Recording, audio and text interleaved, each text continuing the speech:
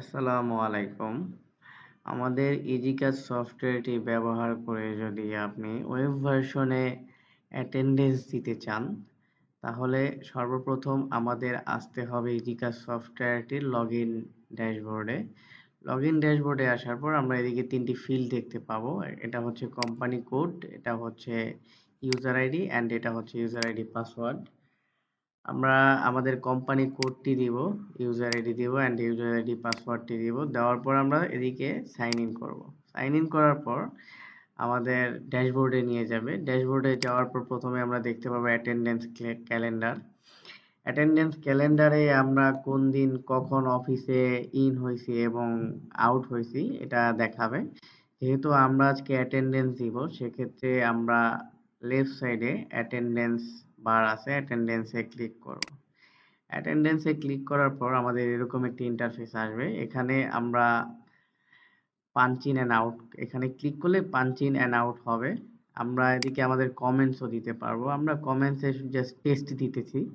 Test দেওয়ার পর আমরা যদি পাঞ্চ ইন দেই অ্যান্ড আমরা সেটার জন্য আমাদের পারমিশন দিতে হবে। পারমিশন ওকে দিলে আমাদের এদিকে ডাটা সেভড সাকসেসফুলি, মানে আজকে আপনি এই সময়ে আসছেন অফিসে, এটা সেভড হয়ে গেছে সাকসেসফুলি সফটওয়্যারে।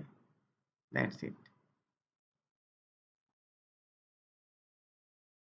আমরা যদি আমাদের ইজিকাজ মোবাইল অ্যাপসের মাধ্যমে অ্যাটেন্ডেন্স দিতে চাই, তাহলে আমাদের প্রথমে মোবাইল অ্যাপসে ঢুকতে হবে। ঢোকার পর আমরা এইদিকে 3টা ফিল্ড দেখতে পাবো। একটা হচ্ছে কোম্পানি কোড, একটা হচ্ছে এমপ্লয়ি আইডি অ্যান্ড একটা হচ্ছে পাসওয়ার্ড। আমার company code and employee ID দেওয়া আছে। আমি এখন আমার পাসওয়ার্ডটা দিব। আমার পাসওয়ার্ডটা দেওয়ার পর আমি যদি লগ ইনে ক্লিক করি, লগ ইন হবে। লগ ইন হওয়ার পর আমার অ্যাপসের ড্যাশবোর্ডে নিয়ে যাবে। অ্যাপসের ড্যাশবোর্ডে নিয়ে যাওয়ার পর প্রথমে আমি আমার পাঞ্চ ইন অপশনটা দেখতে পাবো।